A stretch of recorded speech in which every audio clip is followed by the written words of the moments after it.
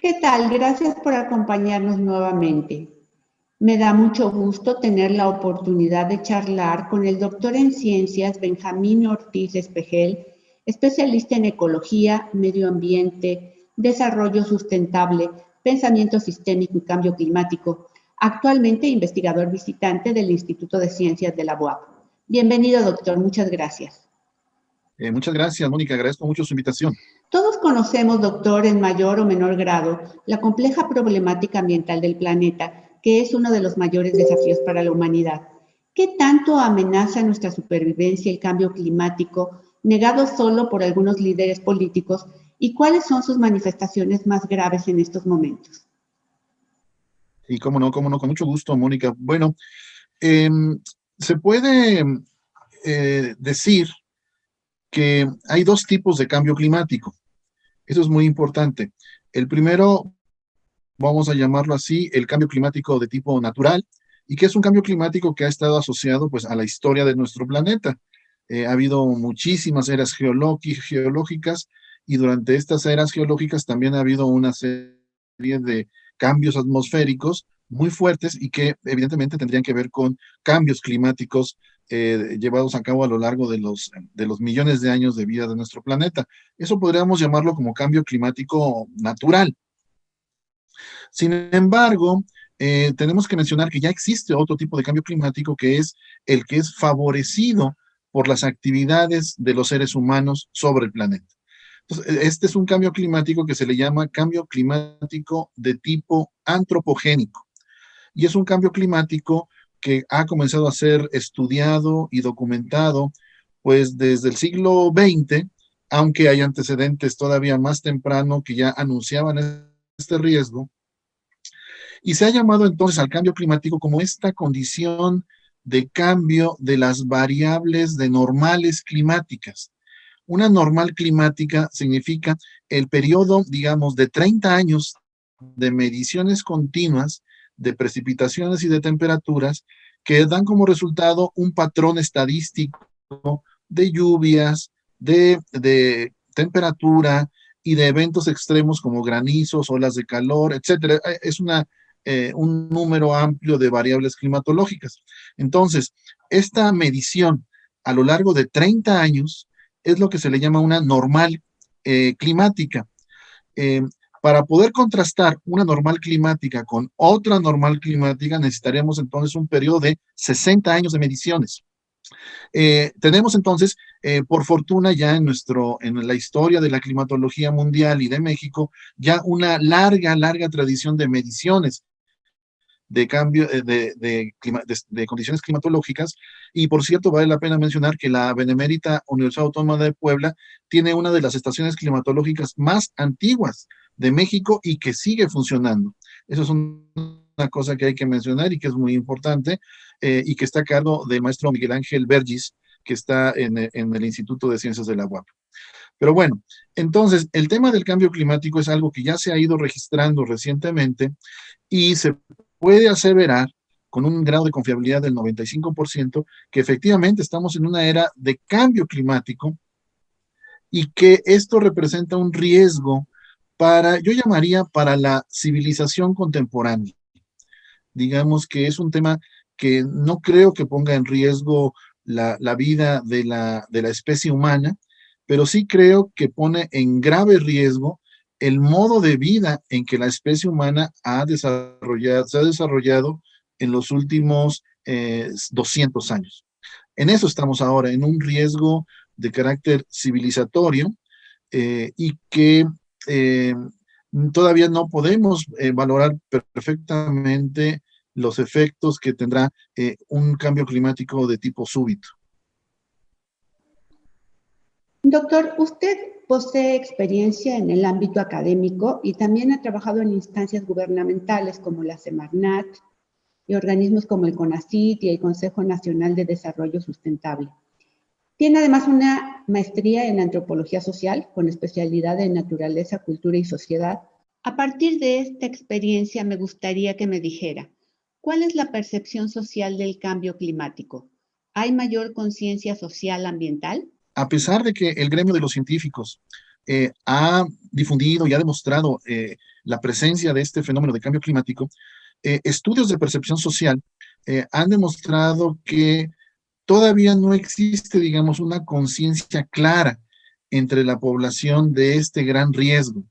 Sí existen, digamos, estudios de percepción social entre pescadores, entre agricultores, entre pobladores de ciertas regiones de riesgo climático que sí lo comentan y sí lo mencionan y lo registran.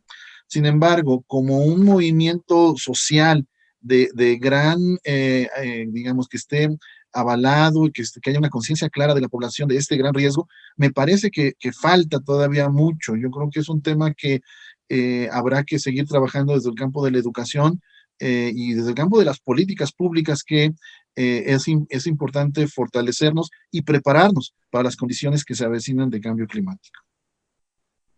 Si algo es evidente es que alcanzar un desarrollo sustentable requiere de una biocultura y sobre todo de nuevas relaciones sociales, tanto entre los individuos como entre las poblaciones y las autoridades. En este aspecto, ¿qué tanto hemos avanzado? Bueno, muy poco, desgraciadamente. El término de bioculturalidad apenas recientemente con este gobierno actual se ha incorporado ya en los programas de gobierno. El concepto de biocultura es un concepto que ya lleva varios años en el ámbito académico. Sin embargo, hasta apenas en estos años, insisto, se ha integrado en los planes y los programas. Vale mencionar el caso del Estado de Puebla de manera muy destacada, que la Secretaría de Cultura del Estado de Puebla tiene la primera dirección de biocultura en la historia aquí del Estado de Puebla, y no sé si a nivel nacional sea de las primeras direcciones generales de biocultura. Esto es muy importante porque el binomio naturaleza-cultura ha estado presente pues desde que el género humano se ha ido conformando, y esto asociado de manera estrecha con las condiciones climatológicas. Nosotros creemos, con base a muchos estudios de carácter biocultural y de carácter de cambio climático, que es necesario incorporar digamos, el enfoque biocultural a los programas de desarrollo regionales de los estados de la República Mexicana, para que tenga este soporte del conocimiento local, de las formas de adaptación ante el cambio climático que las culturas originarias en México tienen presente desde hace muchos años, y que de lo contrario pues se negaría este gran acervo cultural para el diseño de las estrategias de adaptación y de mitigación ante el cambio climático. Creemos que no es solamente en el área industrial donde tendrían que estar las estrategias de mitigación y de adaptación, sino también en las condiciones, insisto, bioculturales para fortalecer nuestra adaptación frente al cambio climático. Ahora bien, doctor Ortiz Espejel, la construcción de regiones sustentables, que es también una iniciativa de hace poco tiempo, pero que es fundamental, creo yo, puede ser un camino para atenuar los efectos negativos del daño que la actividad humana ha causado en la naturaleza. Y me gustaría nos comentara qué experiencias hay en ese sentido.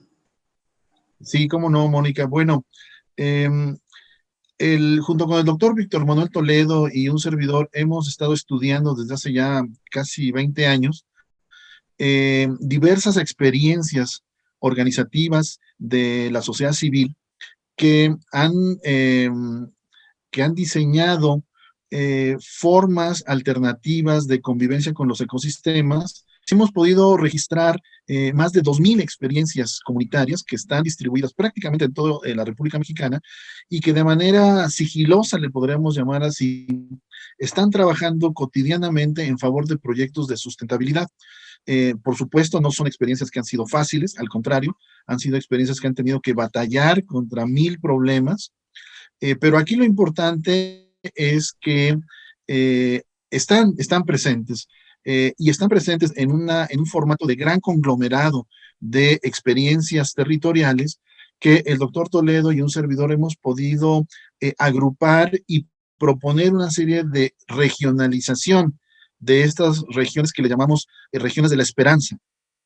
¿Por qué de la esperanza? Porque estamos conscientes de que frente a un ámbito y un entorno muy complicado como es este modelo dominante de producción capitalista en el que estamos metidos, y esto implica pues una serie de contradicciones, de destrucción de la naturaleza y de destrucción de las condiciones de vida dignas de los seres humanos, surgen en respuesta multiplicidad de alternativas de esta naturaleza. En una semana o en dos saldrá publicado un libro por la UNAM, coordinado por el doctor Arturo Argueta, en donde Jerónimo Hernández y un servidor actualizamos esta información y que podemos decir que están demandando de parte del resto de la sociedad pues apoyo y cooperación, es decir, de las universidades, de los gobiernos, también de las empresas, en una suerte de buscar una red de colaboración a nivel nacional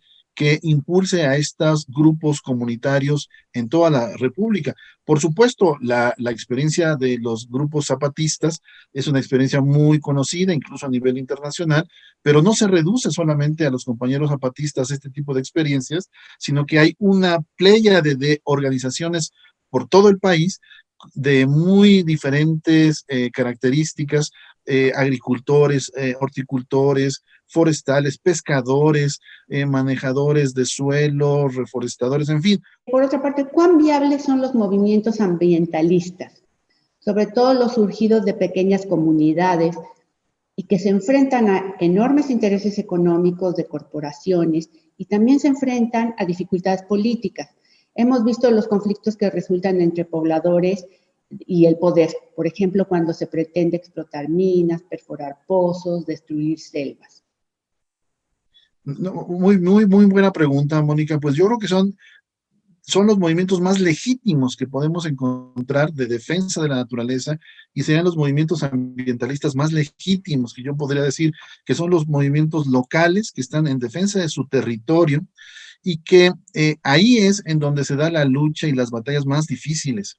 ¿Por qué? Pues como tú ya lo has mencionado, se tienen que enfrentar a empresas mineras, a empresas extractoras de agua, empresas que destruyen los bosques, que contaminan los ríos, y entonces es una lucha de intereses y no hay otra salida para estas organizaciones locales que unirse entre ellas. Y eso es lo que han estado haciendo, crear una suerte de frente común, crear una alianza de muchas organizaciones y que esto logra hacer frente a estos grandes riesgos y a su propia vida y a sus territorios.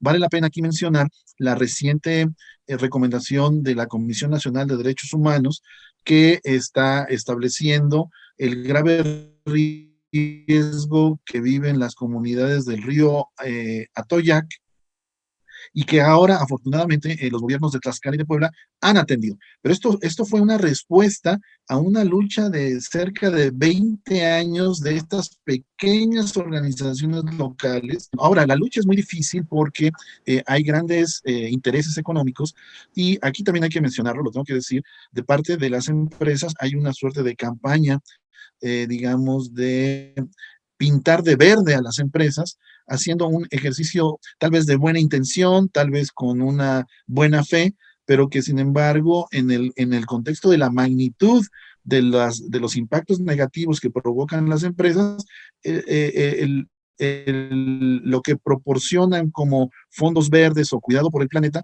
son realmente poco representativos de lo que sería un esfuerzo serio para detener y revertir los procesos de deterioro ambiental.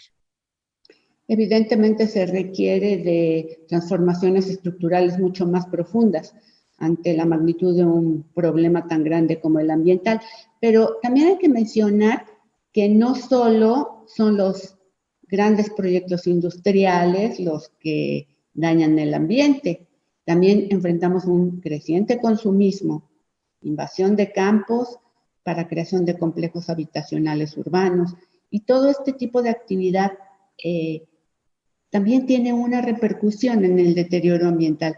Así que yo le diría, ¿cuál considera que es la responsabilidad personal, individual, que nos corresponde a cada uno como ciudadanos frente a este panorama? Sí, sí, sí, muy bien, Mónica. Bueno, el cambio comienza por uno mismo, eso es indiscutible. Yo siempre le pregunto a mis alumnos, ¿cuántos de ustedes tienen ya un panel solar en su casa? ¿Cuántos tienen ya un huerto vertical? ¿Cuántos practican la horticultura? Y afortunadamente, de hace unos años que nadie practicaba eso, nadie tenía un calentador solar, ahora ya muchos tienen ya este tipo de estructuras y de diseños. Me parece que ahí comienza el cambio. No habría que esperar a las grandes transformaciones de gobiernos o de partidos políticos. Nosotros creemos más en la movilización local, ciudadana, y que, insisto, no deja de estar exenta de grandes problemas y que estas organizaciones locales, pues a veces caen de manera justificada en un desánimo. Pues, entonces, bueno, es una situación muy compleja, pero sí el tema de iniciar por lo personal, por la familia, diría yo, para comenzar a iniciar un cambio en la manera de pensar. En este sentido es evidente el papel que tiene la educación. La educación me refiero no solo a la educación formal, escolar, sino a la educación también en la familia, ¿sí? El educar con el ejemplo a los niños de las nuevas generaciones para tener posibilidades de revertir el daño que le hemos causado a la naturaleza y, por otro lado, en otra vertiente, avanzar en el campo de la investigación sobre estos temas. Muy buena pregunta también. Em, yo diría que la investigación tiene que replantearse, digamos, la investigación tiene que tener ya un mayor horizonte de perspectiva y no desarrollar investigación de carácter reduccionista. Si bien desarrollar investigación de nivel de alta especialización siempre será importante, no es suficiente en momentos de gran crisis como la que estamos viviendo ahora. Un replanteamiento en los programas de estudio y también una promoción de trabajos de carácter interdisciplinario, que también le hacen falta mucho a nuestras universidades, promover ese tipo de trabajos. Entonces, con esto yo creo que el camino está dispuesto para poder avanzar en esto. Habrá que recordar que esta pandemia que estamos viviendo, entre otras razones de origen, tiene que ver precisamente con el gran deterioro y presión sobre los recursos naturales. Este proceso de zoonosis que nos han explicado los especialistas proviene justamente de este deterioro de bosques, de suelos y de aguas que presionan a las especies y que esta presión de selección natural provoca mutaciones que dan origen a estos virus que se propagan rápidamente por todo el mundo. Claro, hay otro tipo de explicaciones, de hipótesis que faltarán verificarse con el tiempo, pero sí el tema de la pandemia que estamos viendo ahora es una suerte de esta desatención que hemos tenido con la naturaleza. Doctor Benjamín Ortiz Espejel, ha sido muy grato platicar con usted. Le agradecemos su tiempo, agradecemos que haya compartido sus experiencias y sus opiniones en este espacio. Muchas gracias. Gracias a ustedes. Buenas tardes. A todos ustedes nos veremos pronto. Déjanos tus comentarios y si te gustó, dale like.